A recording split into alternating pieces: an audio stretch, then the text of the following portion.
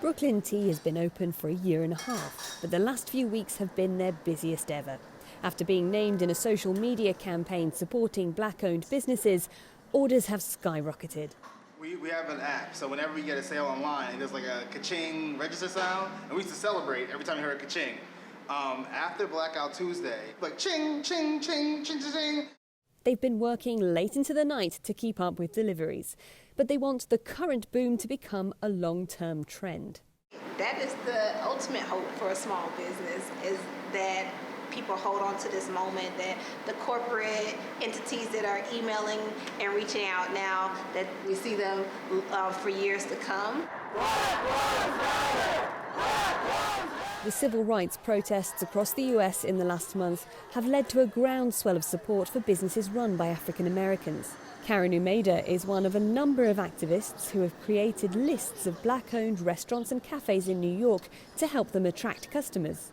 It's hard to find this data because no one's really made an effort to publicize this type of data before. So this information is very hard to find, even if you went out of your way to try and support a black-owned business.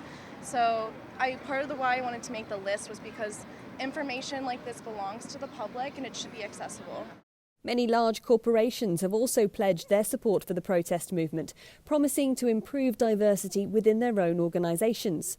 And retail experts say more and more customers are seeking out companies that actively promote equality. Now, if you have a brand, it doesn't matter how big or small you are, people want to know what you stand for and what you're about. So yes, you can speak out and stand with us with the Black Lives Matter movement, but if we look inside of your headquarters or on your social media feed and there's no diversity represented, then you're sending mixed messages. The 2012 census found there were 2.6 million African American or black-owned businesses across the country. That's a 35% increase from 2007. But recent jobs figures show that while the high level of unemployment brought by the COVID-19 pandemic surprisingly eased overall in May, it actually increased for black workers to nearly 17%. The owners of Brooklyn Tea say supporting companies like theirs will also help address wider inequality. Any small business supports the community around it. So a small business in the black community, will support the community around it. We've been able to start our first scholarship, our Brooklyn Tea Scholarship, for one of our staff members who's going off to college. And we've also been able to donate to a local preschool in the area. And so it does have a very strong correlation and trickle-down effect. Brooklyn Tea is making the most of the current boost in support, and they hope it's just the beginning of wider success for all black-owned businesses.